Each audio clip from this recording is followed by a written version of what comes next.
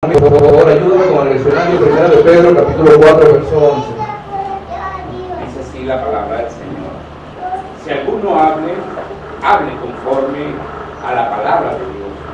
Si alguno ministre conforme al poder que Dios da, para que todo sea Dios glorificado por Jesucristo, a quien pertenece la gloria y el imperio por los siglos de los siglos. Amén. La autoridad de Cristo y de su palabra lleva por título el sermón que esta mañana estaremos compartiendo. Padre, qué bueno que mis hermanos tienen celo por tu palabra, porque esa ha sido mi oración. Haya celo, mi Dios, por lo que sale de tu santa boca, y que si es de ti, mi Dios, utilizar este hombre imperfecto y lleno de pecado y de defectos para ello, Padre, glorifica tú tu santa palabra, como siempre lo haces. Y acompáñanos a nosotros, mi Dios, en las meditaciones que vamos a hacer de ella. Te lo suplico en el nombre santo de Jesús, nuestro Señor. Amén. Amén. Qué bueno, hermano, tener una iglesia donde la oración sea primordial. Qué bueno es tener una iglesia donde la oración esté presente. Mateo 7, 28 y 29 dice así la santa palabra de Cristo. Y cuando terminó Jesús estas palabras, la gente se admiraba de su doctrina, porque les enseñaba como quien tiene autoridad y no como los escribas. Me pregunto a veces, ¿cómo habrá sido escuchar de labios del Señor Jesucristo el Evangelio? La exposición del santo Evangelio de salvación. Me lo pregunto, hermano. Haber estado allí presente. ¿Cómo habrá sido escuchar del Señor hablar acerca del reino de los cielos? Debió ser algo único, increíble, extraordinario. Algo que no se parece a nada de lo que hombre alguno jamás haya escuchado. Verlo sentado o de pie en un monte o en una barca a orillas del mar de Galilea, hablar a gritos, a todo pulmón para ser escuchado por multitudes, 4,000, 5,000 hombres y mujeres.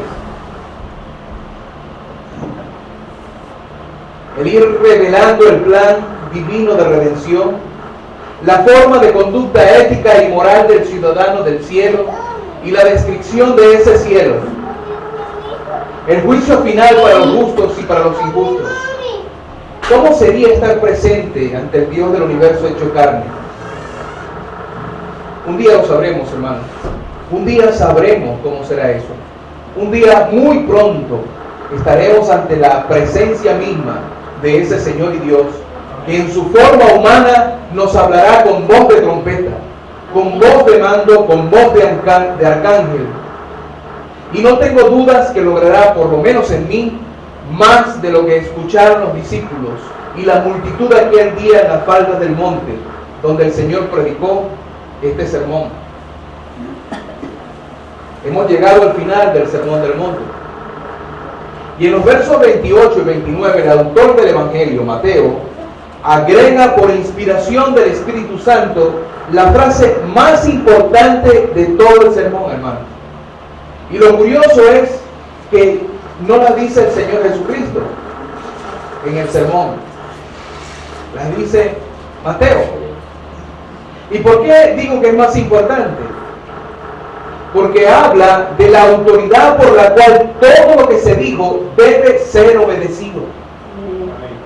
Y esta, hermanos, es la diferencia entre la genuina fe en Cristo el Señor y todo lo demás. Llámense sectas, llámense ciencia, llámense filosofía o religiones. Que o niegan a Cristo y su señorío, o que toman a Cristo como un hombre común, un gran maestro, un notable profeta, pero no más que eso. La Escritura afirma que nunca hombre alguno ha hablado como habló el Señor. Su palabra autoritativa. Cuando quisieron prenderte y enviaron para esto a los alguaciles del templo, cuando ellos regresaron, Juan capítulo 7, 45 nos dice: los alguaciles vinieron a los principales sacerdotes y a los fariseos, y estos le dijeron: ¿por qué no le habéis traído? Los alguaciles respondieron: jamás hombre alguno ha hablado como este hombre. No pudieron prenderle. La autoridad con la que hablaba el Señor Jesucristo obró en ellos de tal manera que tuvieron temor, porque jamás hombre alguno ha hablado como este hombre. ¿Y qué tenía de distinto el Señor? ¿Qué lo diferenciaba de los demás hombres? ¿Era más alto? ¿Tenía más voz? La Escritura dice del Señor que era semejante a nosotros, la misma forma que la nuestra, a excepción del pecado. O sea que físicamente en Él no había algo fuera de lo común. Entonces, ¿qué era? ¿Su conocimiento? Por supuesto que en el Señor había un conocimiento único de las cosas de arriba y de los eventos finales. Y por supuesto, Él lo sabe todo. Pero el Sermón del Monte no agrega en el fondo más conocimiento. Él no vino a abrogar la ley, sino a cumplirla. No agregó conocimiento a la ley, en todo caso explicó la ley. Lo que intento decir, hermanos, es que si fuera por conocimiento, lo que lo haría diferente en el Sermón del Monte, yo digo, Salomón, el hombre más sabio de la historia, tenía mucho conocimiento dado por Dios. Y sin embargo, aunque la gente iba a escuchar hablar a Salomón y su sabiduría, no causaba ningún comentario como este. Jamás hombre alguno ha hablado como este hombre. No era por su conocimiento entonces. ¿Era porque hablaba las palabras de Dios? Sí, hablaba las palabras de Dios. Pero los santos profetas del Antiguo Testamento también hablaban en el nombre de Dios. Y de ninguno tenemos constancia que haya causado la admiración aún de quienes le querían detener, aún de sus enemigos como el Señor. Entonces, ¿qué era? La diferencia, hermanos, está en la autoridad de Cristo y en la autoridad de su palabra. La autoridad de Cristo y la autoridad de su palabra. La autoridad de Cristo, hermanos. Como siempre es importante y sabio definir términos. ¿Qué significa autoridad? Allí en el griego original la palabra es ousia. Busqué en el diccionario, autoridad significa derecho o poder de mandar, regir, gobernar, promulgar leyes, o persona revestida de ese derecho o poder. Y es importante la palabra revestida, porque si una persona tiene autoridad cuando es revestida, significa que ya estaba vestida. Cuando se dice que ha sido revestida es porque se le ha dado algo adicional que lo autoriza a. ¿Sí? No olviden eso. En el mundo vemos este principio aplicado a las diferentes instancias de nuestra sociedad. A todos donde nosotros nos desenvolvemos, vemos este principio, la autoridad. Por ejemplo, el Estado tiene autoridad. El Estado tiene autoridad. Los padres tienen autoridad sobre los hijos. En la iglesia existe este principio también, el principio de autoridad. Hay una autoridad en la iglesia. Las Santas Escrituras dicen que toda autoridad viene de Dios. Romanos capítulo 13:1. Sométase toda persona a las autoridades superiores, porque no hay autoridad sino de parte de Dios, y las que hay por Dios han sido establecidas. De modo que quien se opone a la autoridad, a lo establecido por Dios resiste, y los que resisten acarrean condenación para sí mismos. Hermanos, sí es cierto que este texto está referido a las autoridades civiles. En el contexto está hablando de los magistrados, de los jueces, autoridades civiles, el gobierno. Pero yo pregunto, ¿quién nos dio nuestros padres terrenales? Dios nos dio nuestros padres terrenales. Tú no escogiste a tus padres, Dios te los dio. Y ellos tienen autoridad sobre los hijos. O sea que la autoridad de ellos viene de arriba. ¿Y quién ordena a las autoridades en la iglesia? Dios ordena a las autoridades de la iglesia. Podemos afirmar que toda autoridad es puesta por Dios. Es decir, que la autoridad en líneas generales es una autoridad derivada de Dios. ¿Sí? En otras palabras, todo aquel que ejerce autoridad la tiene por alguien superior, quien se la ha dado. En primera instancia, Dios. Amén. Este es el caso del Señor. ¿Tenía el Señor una autoridad derivada? No contesten, hermano, escuchen. El texto dice: y cuando terminó Jesús estas palabras, la gente se admiraba de su doctrina, porque les enseñaba como quien tiene autoridad y no como los escribas. El Señor enseñaba con autoridad y no como los escribas. ¿Qué sabemos de los escribas? Originalmente se les menciona como secretarios que llevaban la administración en el reino de Judá. En Israel se nombran en el Antiguo Testamento. Y estos hombres que tenían educación atribuyeron el exilio de Israel y de Judá a la falta de conocimiento del pueblo de la ley. Así que, ¿qué hicieron los escribas? Se dedicaron en sus vidas a estudiar y a enseñar la ley. Era una clase de eruditos en los tiempos del Señor, maestros, intérpretes y administradores de la ley. Adoptaron casi la misma enseñanza que los fariseos, por eso se les relaciona mucho. En los evangelios lo vas a encontrar casi siempre juntos. Los fariseos, el partido religioso con mucha influencia en el pueblo, el partido religioso popular, y los escribas, la parte erudita que sustentaba la conducta de los fariseos. El Señor dice en Mateo 5, por ejemplo, en el Sermón del Monte, el verso 20: porque os digo que si vuestra justicia no fuere mayor que la de los escribas y fariseos, no entraréis en el reino de los cielos. Eran una clase erudita, tenían conocimiento de la ley. El texto compara la autoridad del Señor con la de los escribas, porque los escribas eran los encargados de enseñar la ley. Eran eruditos, tenían un vasto conocimiento, hermano, pero escucha esto, no exactamente de las Escrituras. No exactamente de las Escrituras. Los escribas con frecuencia citaban lo que otros rabinos comentaban acerca de la ley, lo que se llamaba Talmud. Atención con lo que voy a decir. Es común nombrar la Torá. La Torá se refiere a la ley, se refiere a los 5 libros que escribió Moisés, lo que se llama el Pentateuco, la Torá. La Torá, junto con los demás libros del Antiguo Testamento, los israelitas, los judíos lo llaman el Tanaj. El Tanaj. Pero aparte de la Torá, los profetas, los libros, el Tanaj completo, los judíos comenzaron a comentar la ley de Dios y elaboraron 2 libros, el Gemara y el Mishnah, y los 2 se llaman el Talmud. Eso no es muy importante para nosotros, okay, no se lo tienen que grabar.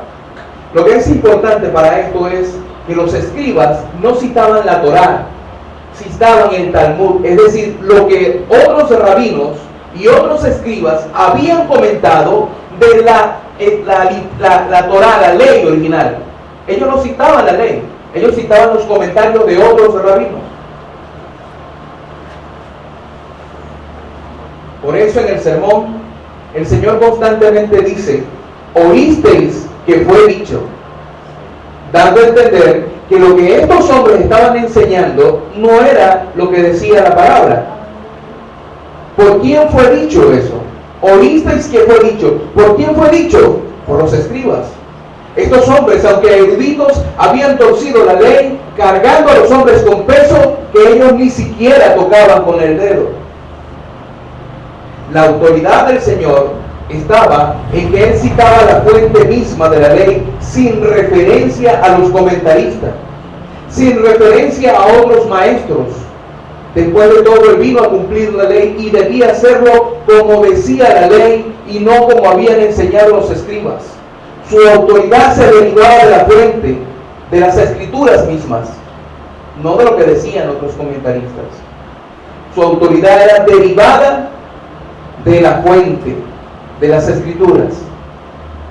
Pero no solo por citar las Escrituras tenía autoridad el Señor Jesucristo.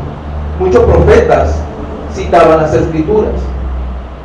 La ley fue escrita por Moisés, la ley de Moisés, la Torá. Y aunque la escribió Moisés, la autoridad de Moisés era derivada de Dios, quien le había dado la ley. Pues igual el Señor Jesucristo, su autoridad venía de Dios el Padre. Y Él lo dice en Juan 7:15. Y se maravillaban los judíos diciendo: ¿cómo sabe estas letras sin haber estudiado? Jesús les respondió y dijo: mi doctrina no es mía, sino de aquel que me envió. El que quiera hacer la voluntad de Dios conocerá si la doctrina es de Dios o si yo hablo por mi propia cuenta. El Señor Jesucristo vino a la tierra no a hacer su voluntad, sino la voluntad del Padre, y a hablar lo que el Padre le mandaba. Vemos que la autoridad del Señor es derivada en el sentido de que citaba las Escrituras y en el sentido de que venía de parte de Dios el Padre. El Señor Jesucristo tenía autoridad derivada por citar la fuente, las Sagradas Escrituras. Tenía autoridad derivada por hablar lo que dice el Padre, quien lo envió. Pero eso no lo hacía diferente de los altos hombres de Dios que hablaron por Dios en el Antiguo Testamento, los profetas. Cuando Mateo 7:29, hermanos, dice, porque les enseñaba como quien tiene autoridad, la diferencia de Jesús con respecto a los hombres estaba en que Él les habló como Dios, como el legislador eterno, como el que había dado a Moisés la ley escrita por sus propias manos. En el Sermón del Monte Jesús se reveló como el Dios de toda autoridad.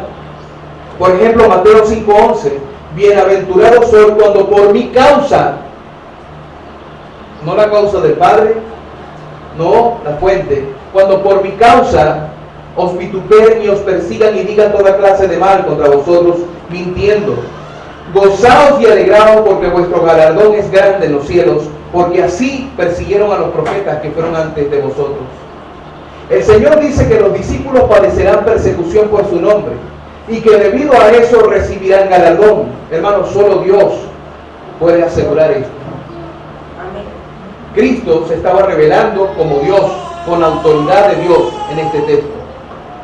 Cada vez que el Señor dice en el Sermón del Monte, oísteis que fue dicho, Él agrega, pero yo os digo, no el Padre, yo os digo. El Dios eterno es el único que tiene autoridad para corregir lo maltrecho de la ley. El legislador corrige la ley que ha sido torcida. Hermanos, y finalmente dice, no todo el que me dice el Señor, dándose el lugar de Cristo y de Dios del universo. La gravedad, hermanos,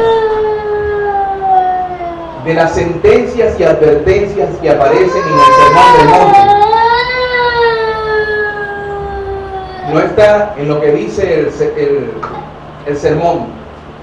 La gravedad de las sentencias y advertencias del Sermón del Monte no está en lo que dice el sermón, sino en la autoridad de quien lo dice. Dios mismo, hecho hombre, habló con los hombres las cosas de Dios para que hablando con autoridad oyéramos y obedeciéramos. La autoridad de Cristo no solo es derivada, sino también inherente, porque Él es Dios. Ahora, atención con esto que te voy a decir, hermano. Cuando rebajamos la autoridad del que habla, le quitamos también autoridad a lo que dice. Cuando rebajamos la autoridad de quien habla, le quitamos también autoridad a lo que dice. Los que piensan que Cristo es una criatura, un maestro, un semidios o alguien que necesita ayuda, escuchan la palabra y puede que se alegren por la palabra, pero no la consideran como palabra de Dios. Porque para ellos es como palabras de hombres, con la misma autoridad que tienen ellos.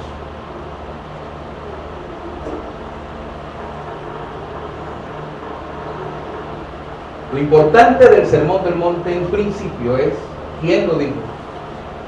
La autoridad del mismo Dios, que es el que advierte y el que hace la sentencia. Ahora, con respecto a la autoridad de la palabra de Cristo. Una vez que establecimos la autoridad de Cristo, debemos reconocer la autoridad de su palabra. Parece un trabalenguas.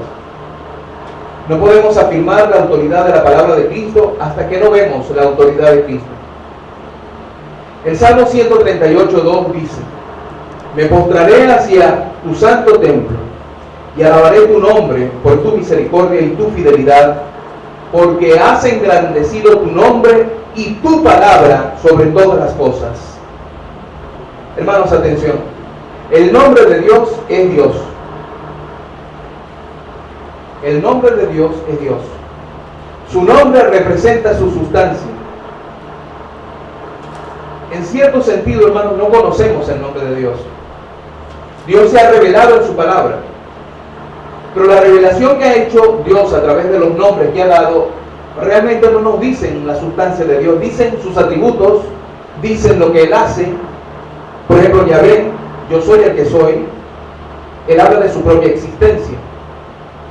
Yo soy la puerta, yo soy el camino, yo soy la verdad, yo soy la vida. Hablan de cosas que Dios hace o de cosas que Dios es. Pero exactamente el nombre de Dios no lo conocemos, porque el nombre de Dios es Dios.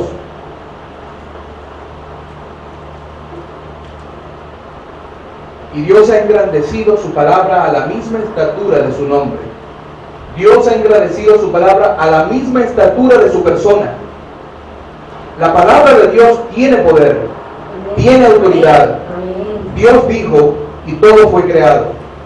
Hebreos capítulo 1:2 dice: en estos postreros días nos ha hablado por el Hijo, a quien constituyó heredero de todo y por quien asimismo hizo el universo, el cual, siendo el resplandor de su gloria y la imagen misma de su sustancia, y quien sustenta todas las cosas con la palabra de su poder. Hermanos, si yo en lo personal, como pastor, estoy en la maravillosa posición de ver el poder y la autoridad de la palabra de Dios, cuando Dios en su misericordia usa su palabra a través de mis imperfectos mensajes y veo el impacto que causa, viene a mi mente, cuando terminó Jesús estas palabras, la gente se admiraba de su doctrina.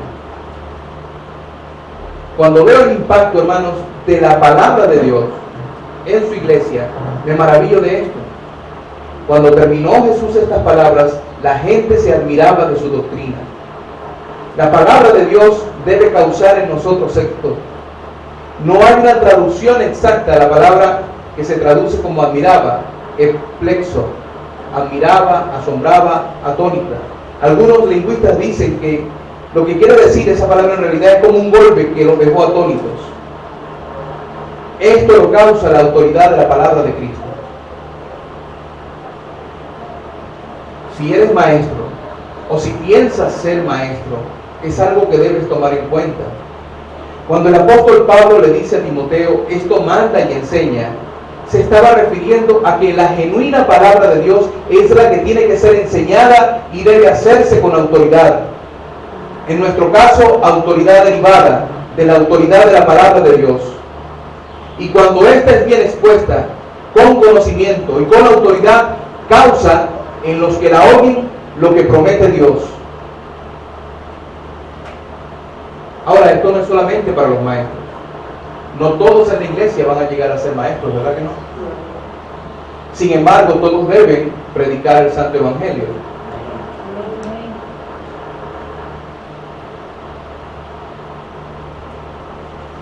No es exclusivo de los maestros,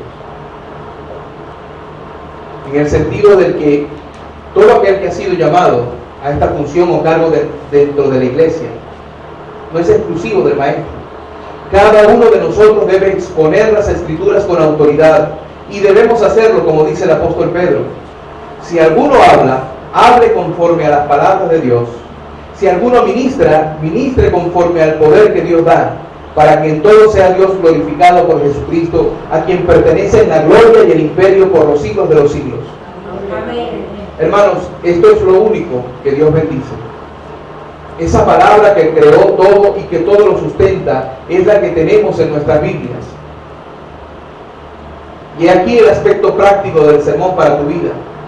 solo predicando la palabra, trazando bien la palabra de verdad, verás lo que hace Dios a través de ella.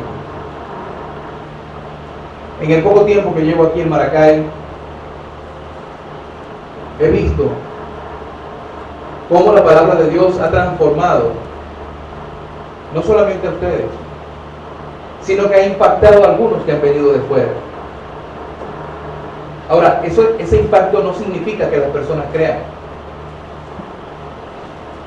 Ese impacto no significa que las personas crean. Algunos vendrán y serán impactados por la palabra de Dios, pero así como vienen, así mismo saldrán. Y esto me lleva a la siguiente pregunta, hermano, y con esto termino. ¿Cómo están tus lecturas de la Escritura? ¿Estás leyendo? ¿Estás meditando? ¿Estás orando? ¿Estás asistiendo a la iglesia de manera frecuente? La Escritura primero nos impacta a nosotros, para luego nosotros poder impactar a los demás con la autoridad de esta misma palabra. Ruego al Señor que nos ayude y que nos permita predicar siempre genuinamente lo que Él dice en su santa palabra. Amén. Padre, gracias por este mensaje, mi Señor, donde en resumidas cuentas podemos ver la autoridad de Cristo y la autoridad de su palabra. Cristo tenía una autoridad derivada porque iba a las Santas Escrituras, que debe ser ejemplo para nosotros. Las Escrituras tienen su propia autoridad, es palabra de Dios. Tenía autoridad derivada también Jesús, porque fue enviado por el Padre a cumplir una misión, y Dios el Padre le había dado esta autoridad. Pero también tenía una autoridad inherente a Él, porque Él es Dios. Su santa palabra tiene autoridad siempre y cuando seamos fieles en exponerla como dice el Señor en ella. Ayúdanos, mi Dios, en este propósito. Y multiplica, Señor, aquí el trabajo que mis hermanos están haciendo, dándoles conocimiento de la verdad genuina y no conocimiento de hombre, mi Dios. Porque tu palabra te exalta a ti y al fin y al cabo, mi Dios, es lo que nosotros deseamos, que tú seas altamente exaltado. Te damos gracias en el nombre de Jesucristo. Amén. Amén. Y amén.